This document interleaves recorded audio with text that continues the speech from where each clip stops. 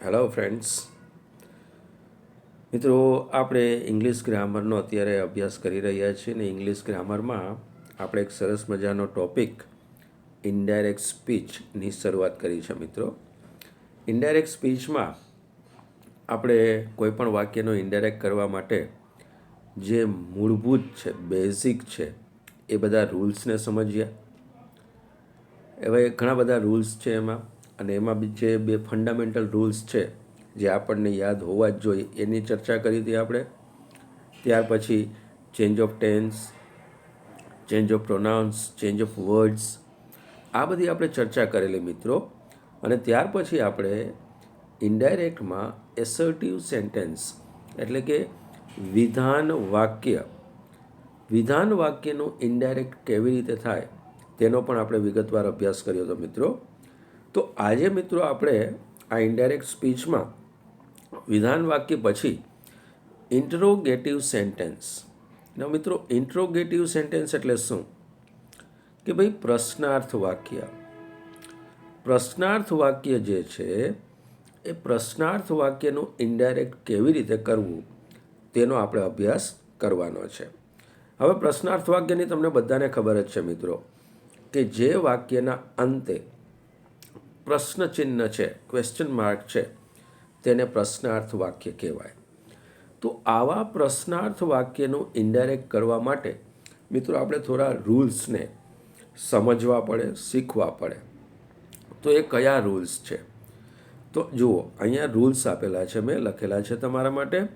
એમાં સૌથી પહેલો રૂલ છે આરવી, કે ભાઈ પ્રશ્નાર્થ વાક્ય છે તો આપણું જે આરવી છે એ આરવીમાં શું પરિવર્તન કરવું પડે? તો જુઓ મિત્રો, અહીંયા લખેલું છે કે આરવી સે ટુ હોય તો પ્રશ્ન વાક્યમાં એનું થઈ જાય આસ્ક. સેઝ ટુ છે તો આસ, અને સેડ ટુ હોય તો એનું લખવું પડે આપણે આસ્કડ. તો મિત્રો, જેમ આપણે વિધાન વાક્યમાં ટેલ, ટેલ્સ કે ટોલ્ડ લખતા હતા, તો અહીંયા પ્રશ્ન વાક્યમાં આસ્ક, આસ કે આસ્કડ એવું લખાય છે. શા માટે એવું લખાય છે? આસ્ક એટલે પૂછવું, કારણ કે આપણું વાક્ય પ્રશ્નાર્થ છે તો આરવી પણ આસ્ક લખવું પડે. તો આ પહેલો નિયમ છે આરવીનો, કે પ્રશ્ન વાક્યમાં આરવીમાં આવી રીતે ચેન્જીસ કરાય. બીજો રૂલ શું છે મિત્રો? તો બીજો રૂલ છે સંયોજક. જેમ આપણે વિધાન વાક્યમાં સંયોજક તરીકે ધેટનો ઉપયોગ કરતા હતા, તો અહીંયા સંયોજક અલગ લેવાય છે. શું છે એ સંયોજક? તો જુઓ મિત્રો, અહીંયા સંયોજક બે આવે છે, ઇફ અને WH વર્ડ્સ.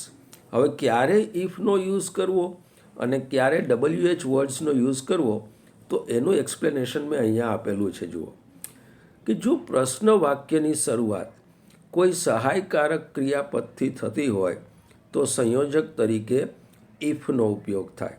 હવે મિત્રો, તમને આટલી તો ખબર જ છે કે વિધાન વાક્યનો ક્રમ હંમેશા શું હોય છે? તો કે સબ્જેક્ટ ટુ બી. જ્યારે વિધાન વાક્યને આપણે પ્રશ્ન વાક્ય કરવું હોય તો આપણે એનો ક્રમ શું કરી નાખીએ છીએ મિત્રો? ટુ બી સબ્જેક્ટ. તો આ સહાયકારક ક્રિયાપદ એટલે ટુ બી. જો પ્રશ્ન વાક્યની શરૂઆત આવા કોઈ સહાયકારક ક્રિયાપદથી થતી હોય તો સંયોજક તરીકે ઇફ લખવાનું છે. તો બીજું શું છે કે જો પ્રશ્ન વાક્યની શરૂઆત કોઈ WH વર્ડ્સથી થતી હોય તો સંયોજક તરીકે બીજું કંઈ પણ નથી લખવાનું, પણ એ જે WH વર્ડ્સ વાક્યની શરૂઆતમાં છે તેને જ આપણે સંયોજક તરીકે લખવાનું છે.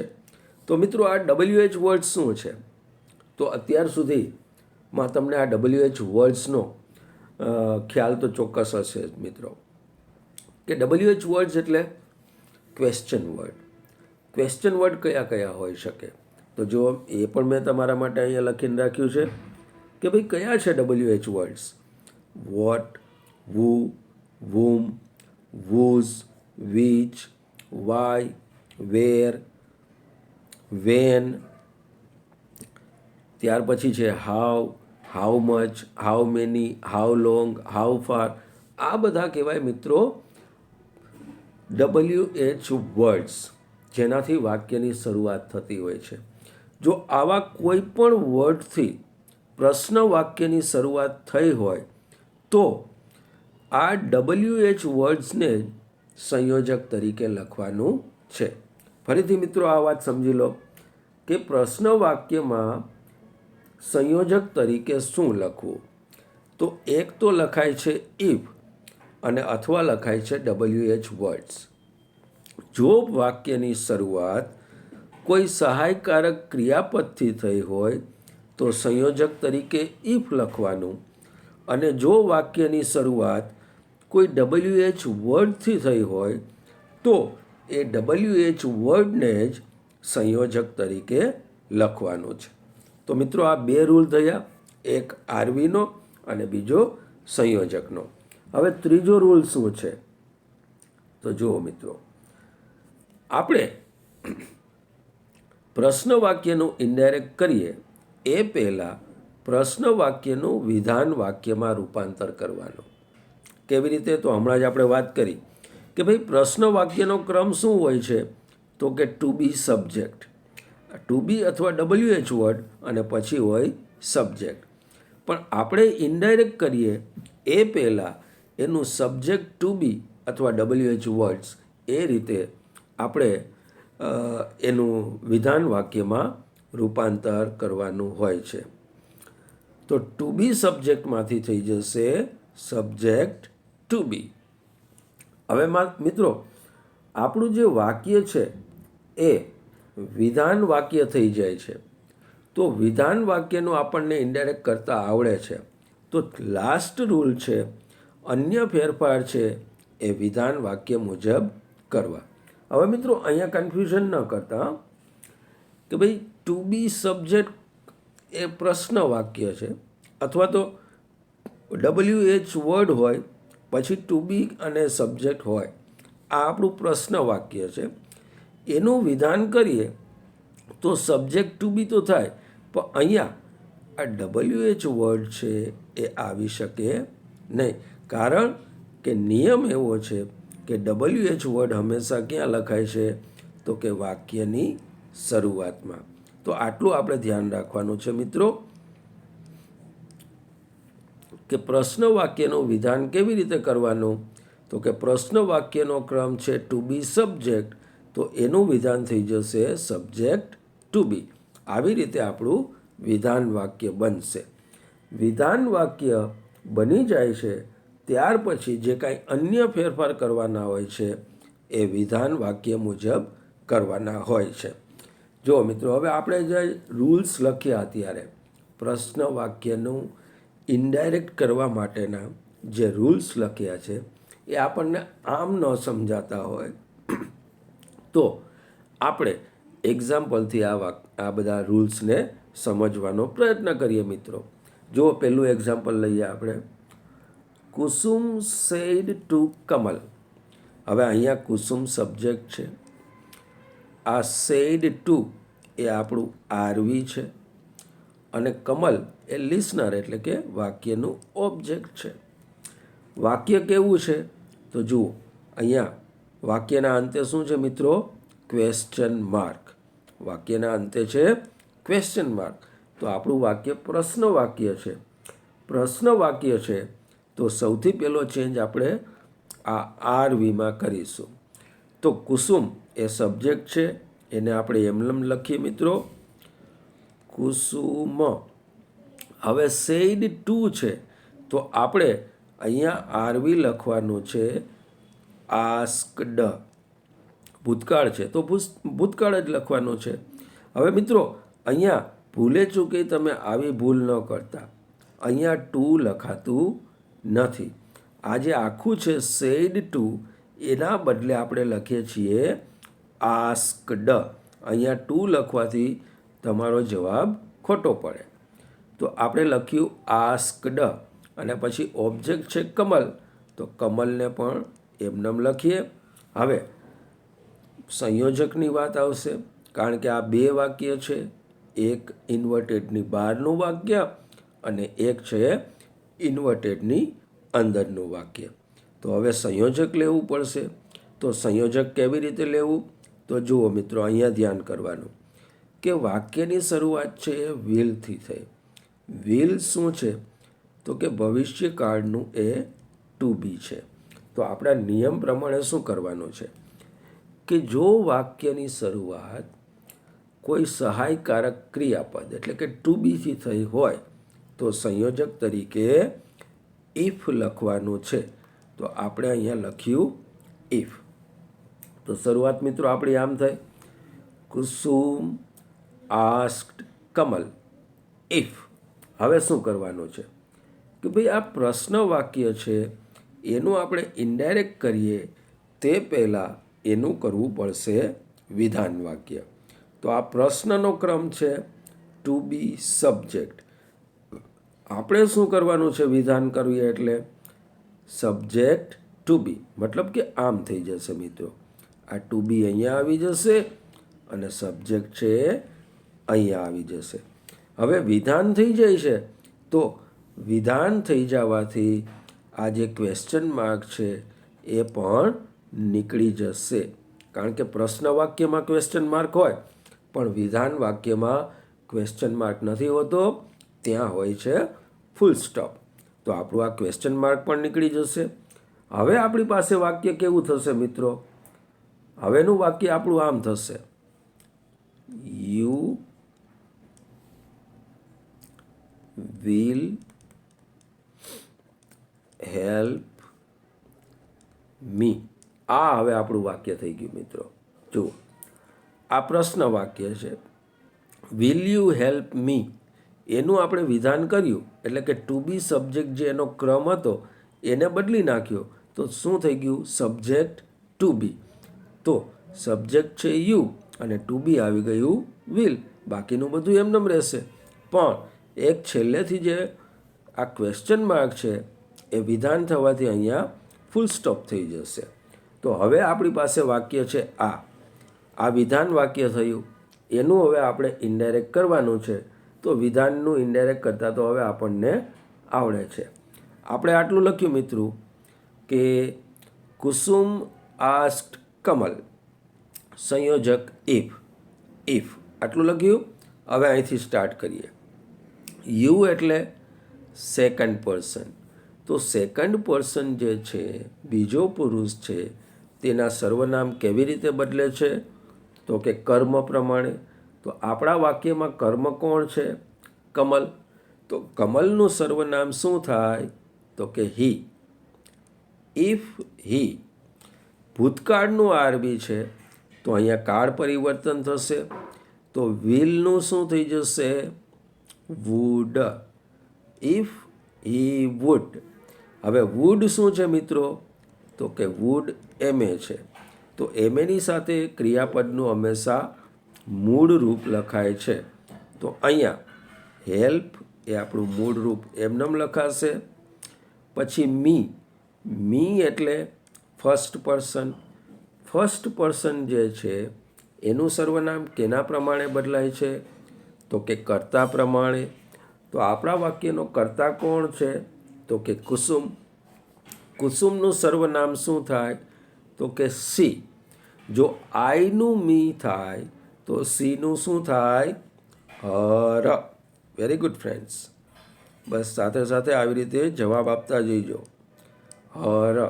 તો આપણો જવાબ શું બની ગયો મિત્રો? Kusum asked Kamal if he would help her. બીજું એક એક્ઝામ્પલ લઈએ મિત્રો.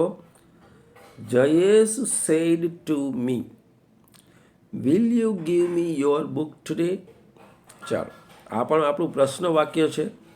તો સૌથી પહેલો ચેન્જ આપણે મિત્રો અહીંયા જ કરી નાખવાનો, આરવીમાં. આ જે આપણું આરવી છે એમાં ચેન્જ કરવાનો. કરતા એમનેમ લખાશે જયેશ. પ્રશ્ન વાક્ય છે, ભૂતકાળનું આરવી છે.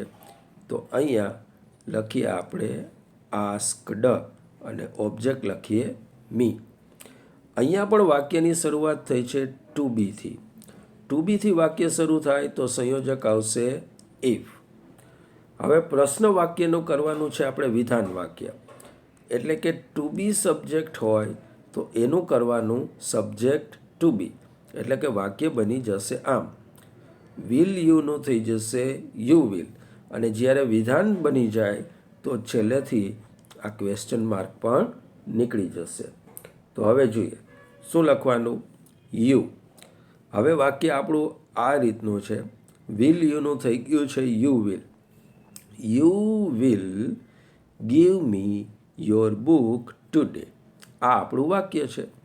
યુ એટલે સેકન્ડ, સેકન્ડ એટલે ઓબ્જેક્ટ, ઓબ્જેક્ટ છે મી. મી એ કર્મના સ્થાને છે, એની કર્તા વિભક્તિ થાય આય. તો અહીંયા જે છે યુ એ કર્મ વિભક્તિનો છે કે કર્તા વિભક્તિનો? ગુડ. ક્રિયાપદ પહેલાં યુ આપેલો હોય તો એ કર્તા વિભક્તિનો છે, અને જો ક્રિયાપદ પછી યુ આપેલો હોય તો એ કર્મ વિભક્તિનો યુ છે.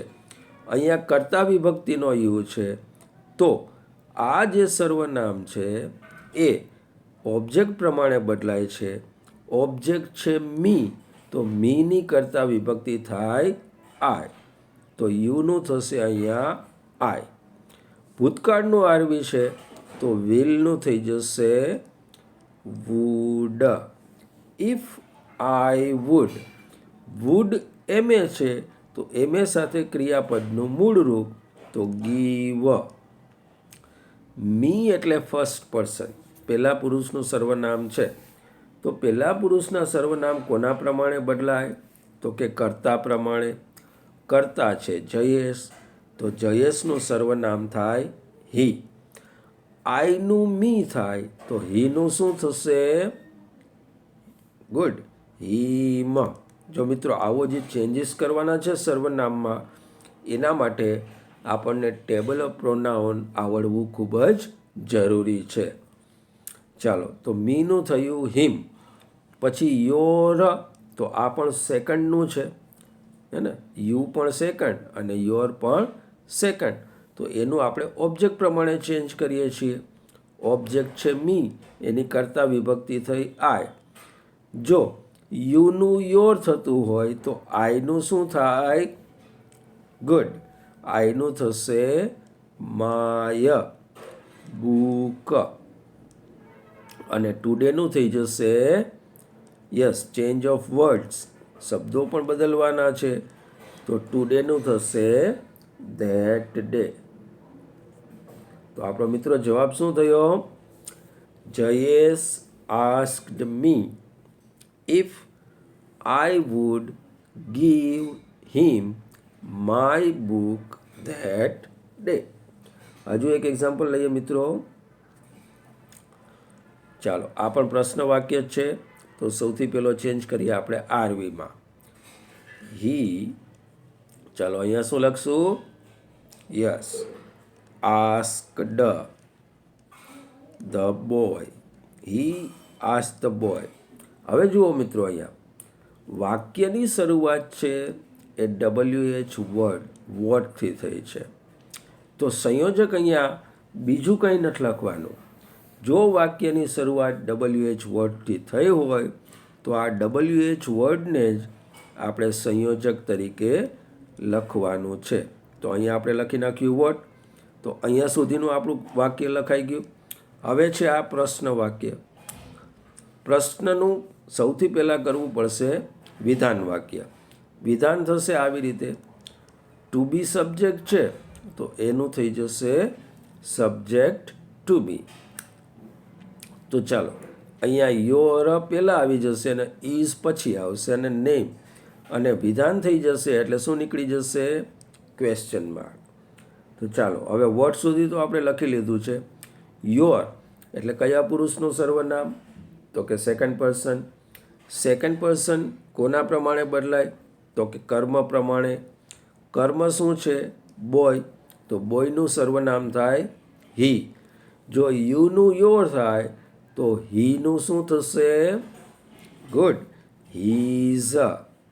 વોટ હીઝ, પણ અહીંયા સાથે નામ તો લખવું જ પડશે. વોટ હીઝ નેમ, અને આ ટુ બી છે એ અહીંયા આવી જશે. આ આપણો સબ્જેક્ટ કહેવાય. યોર નેમ અને ઇઝ છે એ વાક્યના અંતે આવશે. ભૂતકાળનું આરવી છે તો એમિઝારનું શું થઈ જાય? વોઝ વેર. તો અહીંયા નેમની સાથે વોઝ આવે કે વેર? ગુડ, અહીંયા આવશે વોઝ. તો મિત્રો આપણો જવાબ બન્યો આ રીતનો.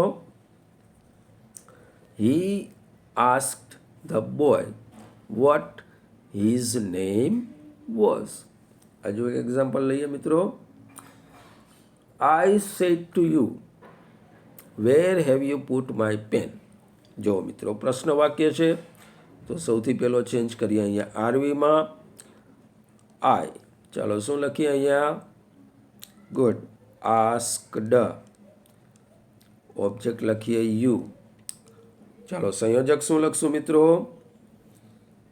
હા, ચાલો હવે ખબર પડી ગઈ કે અહીંયા WH વર્ડથી વાક્યની શરૂઆત થઈ છે તો સંયોજક તરીકે લખીએ એ WH વર્ડને જ, એટલે કે વેર.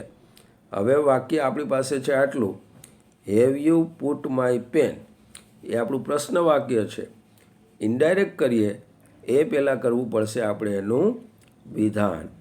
તો વિધાનનો ક્રમ શું થશે? ટુ બી સબ્જેક્ટમાંથી સબ્જેક્ટ ટુ બી. તો you have put my pen, આ વિધાન થયું. વિધાન થઈ જવાથી શું નીકળી જાય? Question mark. તો ચાલો હવે આપણી પાસે અહીંયા સુધીનું તો લખી લીધું છે. આટલું વાક્ય છે. હવે you have put my pen. You એટલે સેકન્ડ પર્સન. સેકન્ડ કોના પ્રમાણે બદલાય? તો કે કર્મ પ્રમાણે. કર્મ કોણ છે અહીંયા? તો કે યુ. તો યુ યુ, યુનું યુ જ રહેશે. યુ. ચાલો આ કયા કાળનું વાક્ય છે મિત્રો? હેવેસ પ્લસ V3. કયો કાળ થાય? યસ, પૂર્ણ વર્તમાન કાળ. પૂર્ણ વર્તમાન કાળનું વાક્ય હોય, ઇનડાયરેક્ટ કરીએ તો શું થઈ જાય? પૂર્ણ ભૂતકાળ. પૂર્ણ ભૂતકાળમાં શું લખવું પડે ટુ બી? તો કે હેવેસનું થઈ જાય હેડ. You had. V3 આપેલું છે પુટ. યસ, હવે આવે છે માય. માય એટલે ફર્સ્ટ પર્સન. પહેલા પુરુષના સર્વનામ કોના પ્રમાણે બદલાય? તો કે કર્તા પ્રમાણે. કર્તા કોણ છે? આઈ. તો આઈનું થશે માય. તો માય પણ અહીંયા એમનેમ રહેશે. My pen. તો જવાબ બન્યો આ રીતે. I asked you where you had put my pen. ચાલો હજી એક એક્ઝામ્પલ લઈએ મિત્રો. Ram said to Lakshman where were you. ચાલો પ્રશ્ન વાક્ય છે તો સૌથી પહેલો ચેન્જ કરવાનો છે અહીંયા સેડ ટુમાં, એટલે કે આરવીમાં. તો કરતા લખીએ રામ. હવે આરવી શું લખશું આપણે? યસ, પ્રશ્ન વાક્ય છે તો આસ્કડ અને કર્મ લખાશે લક્ષ્મણ. સંયોજક શું લેશું મિત્રો? યસ, હવે ખ્યાલ આવી ગયો ને કે વાક્યની શરૂઆત WH વર્ડથી થઈ છે તો એ વર્ડને જ આપણે સંયોજક તરીકે લખવાનું છે. વેર લખાઈ ગયું. હવે આ ટુ બી છે, આ સબ્જેક્ટ છે. પ્રશ્ન વાક્ય છે, સૌથી પહેલાં કરવું પડશે એનું વિધાન. તો વિધાનમાં ટુ બી સબ્જેક્ટનું થઈ જશે સબ્જેક્ટ ટુ બી. વિધાન થઈ જશે તો ક્વેશ્ચન માર્ક નીકળી જશે. તો યુ. યુ એટલે સેકન્ડ પર્સન. સેકન્ડ ઓબ્જેક્ટ પ્રમાણે. ઓબ્જેક્ટ છે લક્ષ્મણ, તો લક્ષ્મણનું સર્વનામ થશે હી. વેર હી. હવે વાક્યની અંદર જો વોઝવેર આપેલું હોય, માત્ર વોઝવેર જ છે અહીંયા, તો તમે વોઝવેર લખી શકો, અથવા એના બદલામાં તમારે શું લખવું પડે છે? યસ, ચેન્જ ઓફ ટેન્સનું જો ટેબલ તમે બરાબર ધ્યાનથી જોશો તો એમાં લખેલું હશે કે વોઝવેરનું શું થઈ જાય? હેડ બીન. તો આપણો જવાબ બન્યો આ રીતે મિત્રો. રામ આસ્ક્ડ લક્ષ્મણ વેર હી હેડ બીન. ચલો, સમજાય છે ને મિત્રો? જો બરાબર ધ્યાનથી તમે આ બધા રૂલ્સને ફોલો કરશો અને જરા પણ ઉતાવળ કર્યા વિના એક એક વર્ડનો વિચાર કરીને કામ કરશો તો આમાં તમારી ભૂલ પણ નહીં થાય અને તમને સમજાઈ પણ જશે. એક વધારે એક્ઝામ્પલ લઈએ મિત્રો આપણે. The old man said to Meena, can you help me? ચાલો, તો સૌથી પહેલો ચેન્જ ક્યાં કરીએ મિત્રો?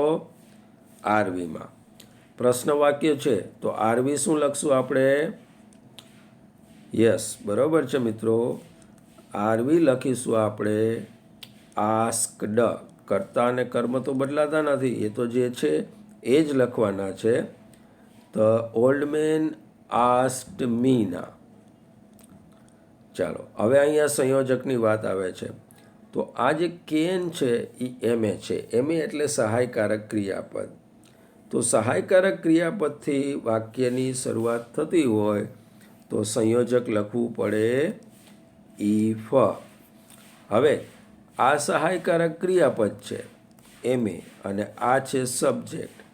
પ્રશ્ન વાક્ય છે એનું સૌથી પહેલાં આપણે કરવું પડશે વિધાન. તો એમએ સબ્જેક્ટમાંથી થઈ જશે સબ્જેક્ટ એમએ અને વિધાન થઈ જશે તો આ ક્વેશ્ચન માર્ક નીકળી જશે. તો હવે આપણી પાસે આવું વાક્ય છે, you can help me. You એટલે સેકન્ડ પર્સન. સેકન્ડ કોના પ્રમાણે બદલાય? તો કે ઓબ્જેક્ટ પ્રમાણે. ઓબ્જેક્ટ કોણ છે? મીના. તો મીનાનું સર્વનામ થાય સી. ભૂતકાળનું આરવી છે તો કેનનું થઈ જશે કુડ. હવે આ કેન અને કુડ બંને એમએ છે. એમએની સાથે ક્રિયાપદનું યસ V1 લખાય છે તો હેલ્પનું હેલ્પ એમના. અને મી એટલે ફર્સ્ટ પર્સન. તો પહેલા પુરુષના સર્વનામ કોના પ્રમાણે બદલાય? તો કે કર્તા પ્રમાણે. કર્તા કોણ છે? તો કે ઓલ્ડ મેન. તો ઓલ્ડ મેનનું સર્વનામ શું થાય? હી. આઈનું મી થાય તો હીનું શું થશે? હીમ. તો આપણો જવાબ શું બન્યો મિત્રો?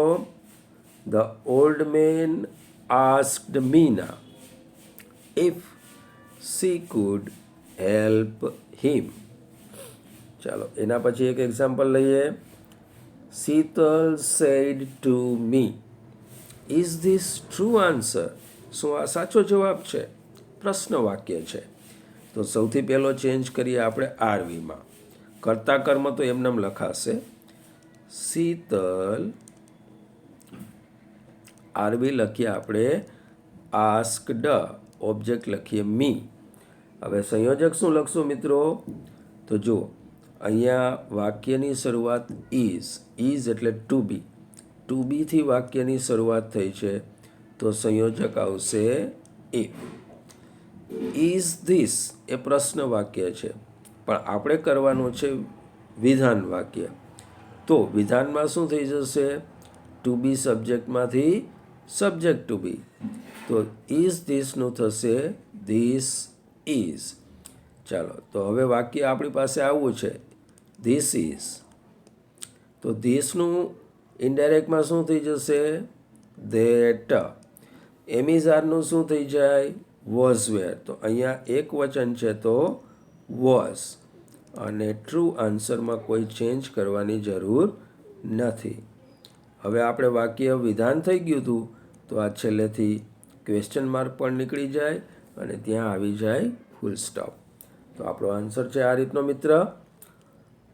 Sheetal asked me if that was true answer. એક એક્ઝામ્પલ હજુ લઈએ મિત્રો. Sita said to Ram, will you bring this deer for me? બરાબર ધ્યાન રાખજો મિત્રો. જુઓ, એક એક વર્ડથીને આપણે કામ કરવાનું છે. સૌથી પહેલો ચેન્જ કરીએ અહીંયા આરવીમાં. પ્રશ્ન વાક્ય છે તો કર્તા અને કર્મ બદલાતા નથી પણ આરવીમાં ચોક્કસ ચેન્જ આવે. તો સેડ ટુનું થઈ જશે અહીંયા આસ્કડ. કર્મ છે રામ. વાક્યની શરૂઆત વિલથી થઈ છે એટલે કે ટુ બીથી થઈ છે તો તો આપણે સંયોજક લેવું પડશે ઇફ. હવે તો ખ્યાલ આવી ગયો ને મિત્રો શું કરવાનું છે કે આગળનું આપણે ઇનડાયરેક્ટ કરીએ વાક્યનું એ પહેલાં આપણે આને વિધાનમાં બદલવાનું છે. એટલે કે ટુ બી સબ્જેક્ટનું થઈ જશે સબ્જેક્ટ ટુ બી. તો આપણું વાક્ય બની જશે આમ, વિલ યુનું થઈ જશે યુ વિલ, અને વિધાન થઈ જશે તો શું નીકળી જશે? Question mark. તો હવે વાક્ય આવું છે આપણી પાસે, you will bring this deer for me. ચાલો, યુ એટલે સેકન્ડ એટલે ઓબ્જેક્ટ એટલે રામ. તો રામનું સર્વનામ શું થાય? હી. ભૂતકાળનું આરવી છે તો વિલનું થઈ જશે વુડ. ઇફ હી વુડ એમે છે તો ક્રિયાપદનું મૂળ રૂપ ક્રિયાપદ છે બ્રિંગ, તો અહીંયા બ્રિંગ. ધીસનું થશે ધેટ. ડિયર એટલે કે હરણ એ નામ છે એમને લખીએ. ફોર મી એટલે ફર્સ્ટ એટલે સબ્જેક્ટ છે વાક્યમાં સીતા, તો સીતાનું સર્વનામ થાય સી. આઈનું મી તો સીનું શું થાય? હર. તો આપણો જવાબ થયો આ મિત્રો. Sita asked Ram if he would bring that deer for her. હજુ એક એક્ઝામ્પલ લઈએ મિત્રો. The teacher said to me, how long are you studying here? આવું આખું વાક્ય છે મિત્રો. How long are you studying here? ચાલો, પ્રશ્ન વાક્ય છે તો સૌથી પહેલો ચેન્જ આરવીમાં. કર્તા કર્મ એમને લખીએ. ધ ટીચર સેડ ટુનું થશે આસ્કડ, કર્મ છે મી. ચાલો મિત્રો, અહીંયા બરાબર ધ્યાન આપો. અહીંયા વાક્યની શરૂઆત થઈ છે હાઉ લોંગથી. હાઉ લોંગ એટલે WH વર્ડ. તો આપણે બીજું કોઈ સંયોજક નથી લેવાનું. અહીંયા જે WH વર્ડ છે એને જ આપણે સંયોજક તરીકે લખવાનું છે. How long. હવે અહીંયા સુધીનું વાક્ય લખાઈ ગયું મિત્રો.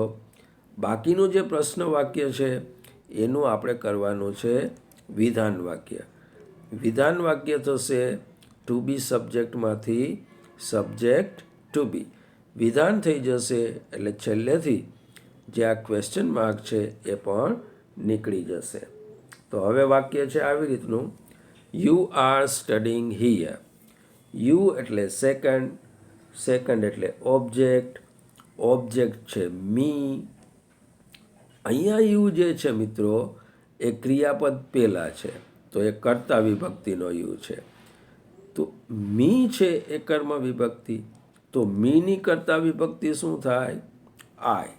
તો યુનું થશે આઈ. એમિઝાન પ્લસ આઈએનજી કયો કાળ થયો મિત્રો? યસ, ચાલુ વર્તમાન કાળ. ચાલુ વર્તમાન કાળના વાક્યનું આપણે ઇનડાયરેક્ટ કરીએ તો એ થઈ જાય ચાલુ ભૂતકાળ. ચાલુ ભૂતકાળ એટલે વોઝ વેર પ્લસ આઈએનજી. તો અહીંયા આઈની સાથે વોઝ લખાય કે વેર? યસ, અહીંયા લખાશે વોઝ. અને બિફોર તો આપેલું જ છે. How long I was studying. અને હિયરનું થઈ જશે ધેર. તો મિત્રો સમજાય છે ને? આશા રાખું છું કે સમજાતું જશે. જો મિત્રો, ડિફિકલ્ટ નથી, થોડું લેન્ધી છે, બધું યાદ રાખવું પડશે, પણ ડિફિકલ્ટ નથી. અને સાથે સાથે જો આટલા બધા આપણે ચેન્જીસ કરીએ છીએ તો મને તો આ ઇન્ટરેસ્ટિંગ પણ લાગે છે. ચાલો હજી એક એક્ઝામ્પલ લઈ લઈએ મિત્રો. Bina said to Tina, have you eaten some sweets today? પછી question mark. Bina said to Tina, have you eaten some sweets today? ચાલો, પ્રશ્ન વાક્ય છે તો સૌથી પહેલો ચેન્જ કરીએ અહીંયા આરવીમાં. શું લખીશું? હવે તો ખબર પડી જાય મિત્રો. કર્તા કર્મ એમનેમ રહેશે. કર્તા છે બીના, સેડ ટુનું થઈ જશે આસ્કડ અને કર્મ છે ટીના. વાક્યની શરૂઆત થઈ છે હેવથી એટલે કે ટુ બી સહાયકારક ક્રિયાપદ, તો સંયોજક આવશે ઇફ. જો મિત્રો આ સંયોજક લખવાનું ભૂલતા નહીં હો. ઉતાવળમાં ક્યારેક શું થાય છે કે તમે માત્ર અહીંયા સુધીનું લખ્યું, આરવી લખ્યું, ઓબ્જેક્ટ લખ્યું અને પછી સીધું જ અહીંથી ઇનડાયરેક્ટ કરવા માંડો અને સંયોજક ભૂલાઈ જાય. તો એ સંયોજક ભૂલાવવું જોઈએ નહીં. તો આપણે સંયોજક લખ્યું ઇફ. હવે સૌથી પહેલું કામ એ કરવાનું કે પ્રશ્નનું કરવાનું વિધાન. હેવ યુનું થઈ જશે યુ હેવ. તો વાક્ય એ રીતનું બની ગયું વિધાન. તો છેલ્લેથી ક્વેશ્ચન માર્ક નીકળી જશે. યુ એટલે સેકન્ડ, સેકન્ડ એટલે ઓબ્જેક્ટ, ઓબ્જેક્ટ છે ટીના, તો ટીનાનું સર્વનામ થાય સી. હેવ ઇટન એટલે કે હેવેસ પ્લસ V3 પૂર્ણ વર્તમાન કાળ. ઇનડાયરેક્ટ કરીએ એટલે થશે પૂર્ણ ભૂતકાળ એટલે કે હેડ પ્લસ V3 એટલે કે હેવેઝનું થઈ જશે હેડ. V3 અહીંયા આપેલું જ છે. ઈટન સમ સ્વીટ્સ અને ટુડેનું થશે ધેટ ડે. તો આ થયો આપણો જવાબ મિત્રો. Bina asked Tina if she had eaten some sweets that day. એક વાક્ય લઈ લઈએ હજી આપણે એક્ઝામ્પલનું મિત્રો. she said to me, are you hungry? જો મિત્રો સાવ ઇઝી વાક્ય છે. કદાચ હું અહીંયા જવાબ લખું એ પહેલાં તમારે લખી નાખવો જોઈએ. હવે તો ચાલો સૌથી પહેલું ચેન્જ કરવાનો આરવીમાં. તો કરતા એમનેમ સી, સેડ ટુનું થશે આસ્કડ, કર્મ એમનેમ મી. આર એટલે ટુ બી, ટુ બીથી વાક્ય શરૂ થાય તો સંયોજક આવશે ઇફ. વિધાન કરીએ એટલે આર યુનું થઈ જશે યુ આર. યુ એટલે સેકન્ડ, સેકન્ડ એટલે ઓબ્જેક્ટ, ઓબ્જેક્ટ છે મી. પણ અહીંયા યુ છે કર્તાના સ્થાને છે તો મીની કર્તા વિભક્તિ થાય આઈ. એમિઝાર વાક્યમાં હોય તો એનું થઈ જાય વોઝ વેર. તો આઈની સાથે વોઝ કે વેર, તો કે વોઝ. અને હંગ્રી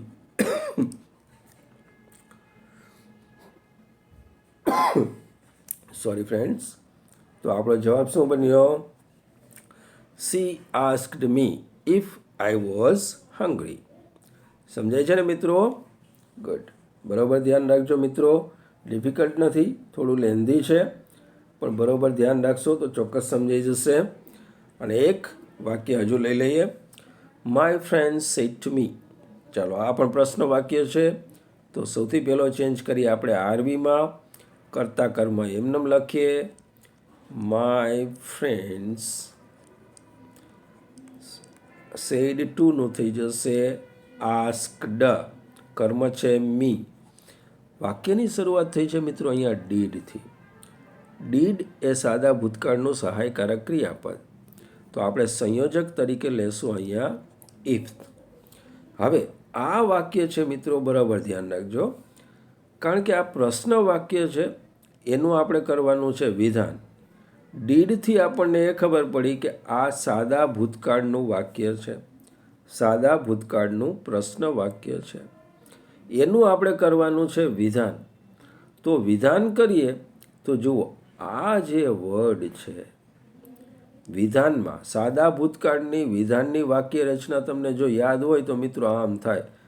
સબ્જેક્ટ V2 ઓબ્જેક્ટ થાય ને મિત્રો. તો જ્યારે મિત્રો આપણે આ સાદા ભૂતકાળના પ્રશ્ન વાક્યનું વિધાન વાક્ય કરીએ તો જો વિધાનમાં ક્યાંય ડીડ છે નહીં, મતલબ કે આ વર્ડ નીકળી જશે. તો અહીંયા સબ્જેક્ટ છે યુ. હવે વાક્ય રચના પ્રમાણે V2, તો અહીંયા જે એન્જોય છે એ V1 છે. એનું આપણે કરવું પડશે અહીંયા V2. V2 કરી નાખીએ અને આ ક્વેશ્ચન માર્ક કાઢી નાખીએ એટલે આપણું વાક્ય થઈ જશે વિધાન. તો એન્જોયનું V2 શું થશે? તો કે ભાઈ જે એન્જોય લખેલું છે એમાં ઈડી મૂકી દો એટલે એ થઈ જાય V2. તો હવે આપણી પાસે વિધાન વાક્ય આ રીતનું આવ્યું મિત્રો. You enjoyed the party. Now you એટલે second, second object, object me. You છે કર્તાના સ્થાને છે, તો મીની કર્તા વિભક્તિ આઈ. હવે આ સાદો ભૂતકાળ છે મિત્રો. સાદા ભૂતકાળનું આપણે ઇનડાયરેક્ટ કરીએ તો કયો કાળ થઈ જાય? પૂર્ણ ભૂતકાળ. પૂર્ણભૂત એટલે હેડ V3. તો અહીંયા આપણે લખીએ ટુ બી હેડ અને V3 થાય enjoyed. If I had enjoyed the party. તો જવાબ બન્યો આ રીતનો મિત્રો. My friends asked me if I had enjoyed the party. હજુ એક એક્ઝામ્પલ લઈ લઈએ મિત્રો. Mister Shah said to Vipul, what do you want? જો મિત્રો સાવ ઇઝી વાક્ય છે આ. પ્રશ્ન વાક્ય છે. સૌથી પહેલો ચેન્જ કરી નાખવાનો આરવીમાં, કર્તા કર્મ એમનેમ લખવાના. મિસ્ટર શાહ સેડ ટુનું થયું આસ્ક, કર્મ છે વિપુલ. વોટથી વાક્ય શરૂ થયું છે તો એટલે કે WH વર્ડ છે તો સંયોજક તરીકે એ WH વર્ડ વોટને જ લખી નાખવાનું. અહીંયા સુધીનું આપણું વાક્ય લખાઈ ગયું છે. ડુ યુ વોન્ટ, આ કયા કાળનું વાક્ય થાય મિત્રો? અહીંથી તમે જુઓ તો યસ, એ થાય સાદા વર્તમાન કાળનું પ્રશ્ન વાક્ય છે ને. સાદા વર્તમાન કાળનું પ્રશ્ન વાક્ય છે, પણ આ પ્રશ્નનું આપણે કરવાનું છે વિધાન. તો વિધાન શું થાય? સાદા વર્તમાન કાળનું વિધાન એટલે શું? તો કે સબ્જેક્ટ V1 ઓબ્જેક્ટ. આવું હોય છે. મતલબ કે જ્યારે આપણે વિધાન કરશું ત્યારે આ ડુ નીકળી જશે અહીંથી, અને સબ્જેક્ટ છે યુ અને V1 તો આપેલું જ છે. તો હવે વાક્ય માત્ર આટલું રહ્યું આપણી પાસે, યુ વોન્ટ. યુ એટલે સેકન્ડ, સેકન્ડ એટલે ઓબ્જેક્ટ, ઓબ્જેક્ટ છે વિપુલ, વિપુલનું સર્વનામ થાય હી. તો અહીંયા યુનું થશે હી. હવે આ સાદો વર્તમાન છે, ઇનડાયરેક્ટ કરીએ તો શું થાય? તો કે સાદો ભૂત. સાદો ભૂત એટલે સબ્જેક્ટ V2, તો સબ્જેક્ટ લખ્યો હી અને V1 છે વોન્ટ, તો એનું V2 શું થાય? વોન્ટેડ. What he wanted. ચાલો, સમજાયું મિત્રો? ગુડ. તો ચાલો મિત્રો, આજના વિડીયોમાં આપણે આટલું રાખીએ છીએ. મેં અહીંયા જે કાંઈ એક્સપ્લેનેશન આપ્યું છે બરાબર ધ્યાનથી રાખજો. ક્યાંય મારી મિસ્ટેક થઈ હોય તો I am really sorry for that. પણ બને ત્યાં સુધી તો મિસ્ટેક મેં નથી થવા દીધી એવું મને લાગે છે. પણ તમે ધ્યાનથી આ બધા એક્સપ્લેનેશન જે મેં આપ્યા છે એને સમજવાનો પ્રયત્ન કરજો. નેક્સ્ટ ટાઈમ આપણે જ્યારે મળીશું ત્યારે થોડા વધારે એક્ઝામ્પલ તમને આ ઇન્ટ્રોગેટિવ જે સેન્ટેન્સ છે, આપણું જે પ્રશ્ન વાક્ય છે તેના થોડા વધારે એક્ઝામ્પલ કરાવીશ. Till then take care, goodbye, thank you.